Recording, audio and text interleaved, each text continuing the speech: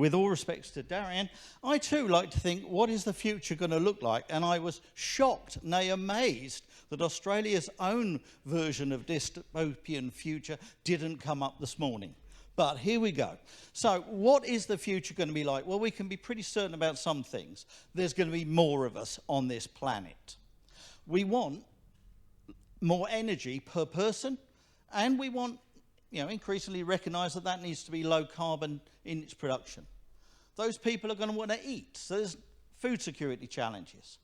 And we recognise that biodiversity is nice and cuddly, but it's also actually important to making the world work. And if the world don't work, we don't survive.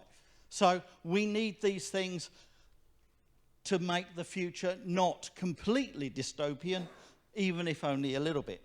We also recognise, and all the engineers in the room, I thank you for this, the world is going to be technologically different. And the pace at which that technology is changing is itself accelerating.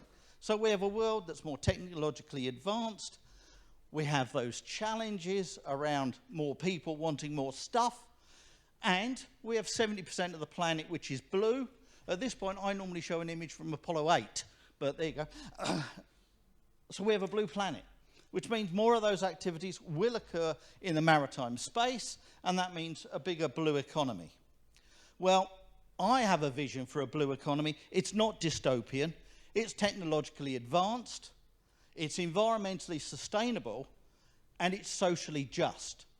And at this point, I'm going to pause and I'm going to acknowledge the traditional custodians of our marine estate, who've been here a very long time, have been using their knowledge to actually manage that space sustainably.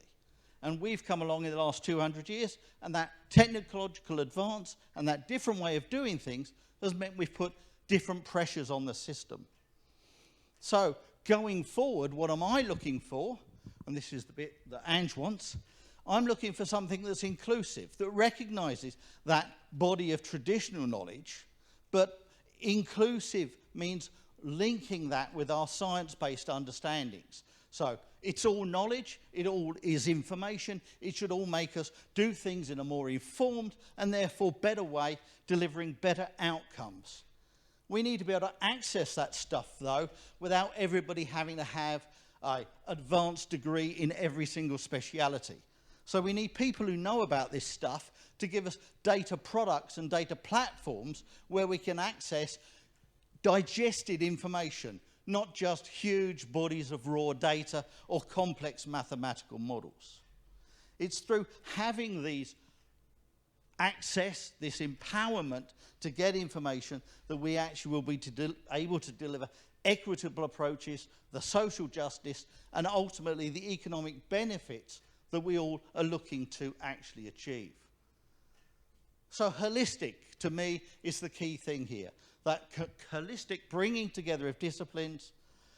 And in the ocean space, we have an opportunity that we didn't have in the terrestrial space on land to a large extent, because much of it is still open for us to reimagine what we do. You know, we've been doing maritime transport, we've been doing capture fisheries for hundreds of years, but most of these other sectors are still emerging. And therefore we can learn how we can put them alongside each other and actually get better outcomes through some thinking and some planning. And I'm completely with Belinda's comment from this morning about the value and the joy of a damn good plan. So, the Marine Spatial Planning Project, Irene, this is for you.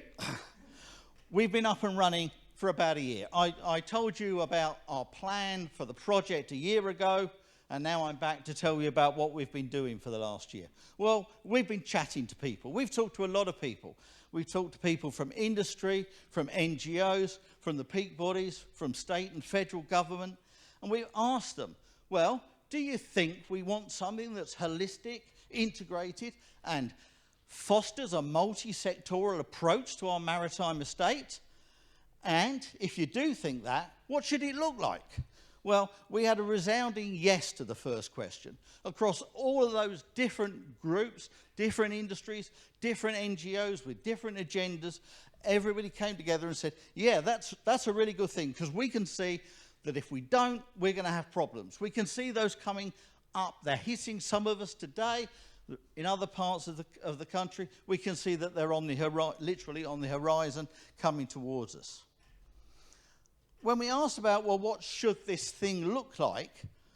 How should we do this holistic approach? There was, again, a great deal of agreement, and this was perhaps more surprising. I thought there'd be much more divergence, some people wanting a top-down, some people wanting a bottom-up approach.